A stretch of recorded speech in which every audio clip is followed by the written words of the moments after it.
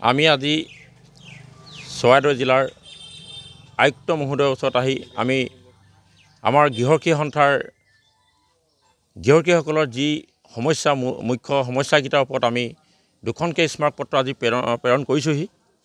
প্ৰথমখন স্মাৰকপত্ৰত আমাৰ উল্লেখ কৰিছোঁ যে আমাৰ যিসকল গৃহকী জোৱান আজি 9 মাহ 10 মাহ ধৰি কৰ্তব্যৰ পৰা বঞ্চিত হৈ আছে, যিহেতু তেওঁলোকে যোৱাটো লোকসভা ইলেকশ্যন ডিউটি পৰ্যন্ত কৰি আহিছে, কিন্তু আজি পৰ্যন্ত তেওঁলোকে ডিউটি পোৱা নাই।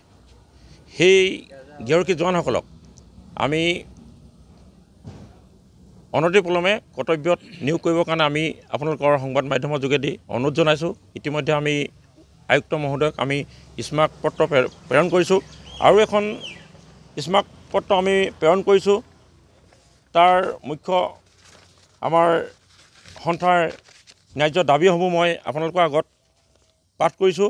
1947 চনৰ অসম গৃহকী আইন বৰ্তমান সময় উপযোগী হোৱাকৈ প্ৰয়োজনীয় সংশোধন ঘটাই গৃহকীসকলৰ চাকৰি নিয়মীয়াকৰণ ব্যৱস্থা গ্ৰহণ কৰিবৰ কাৰণে আমি আমাৰ সন্থাৰ মুখ্য দাবী হিচাপে আমি চৰকাৰক অনুৰোধ জনাই আছোঁ।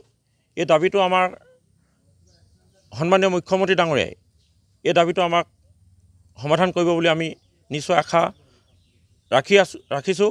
কাৰণ যিহেতু তেওঁ কাৰ্যকালতে আমাৰ গৃহকীসকলৰ মাননি আছিল ন্যূনতম, সেই ন্যূনতম মাননি তেওঁ কাৰ্যকালতে আমাৰ যথেষ্টখিনি দিলে। আৰু আমি তেওঁক আপোনালোকৰ সংবাদ মাধ্যমৰ যোগেদি আমি ধন্যবাদ জনাইছোঁ। আৰু আমাৰ দ্বিতীয়টো দফা আছিলে আমাক ৰাজ্যখনৰ গৃহকী জোৱানসকলৰ নিৰ্ধাৰিত সময়ৰ পাছত পদোন্নতি দিয়াৰ ব্যৱস্থা কৰা। যিধৰণে অসম আৰক্ষীত বৃহৎ পদোন্নতিৰ ব্যৱস্থা যিধৰণে কৰিলে আমি দেখিছোঁ, ঠিক সেইধৰণে আমাৰ গৃহকী বাহিনীটো পদোন্নতিৰ ব্যৱস্থা কৰিবৰ কাৰণে আমি সন্মানীয় মুখ্যমন্ত্ৰী ডাঙৰীয়াক আমি অনুৰোধ জনাইছোঁ। লগতে কৰ্মৰত অৱস্থাত গৃহকী জোৱানৰ মৃত্যু ঘটিলে অন্যান্য চৰকাৰী কৰ্মচাৰীৰ নিচিনাকৈ আৰ্থিক সাহায্য মঞ্জুৰ কৰিবৰ কাৰণে আমি অনুৰোধ জনাইছোঁ।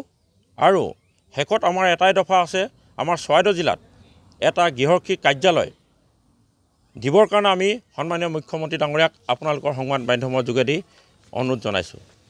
ধন্যবাদ থাকিল।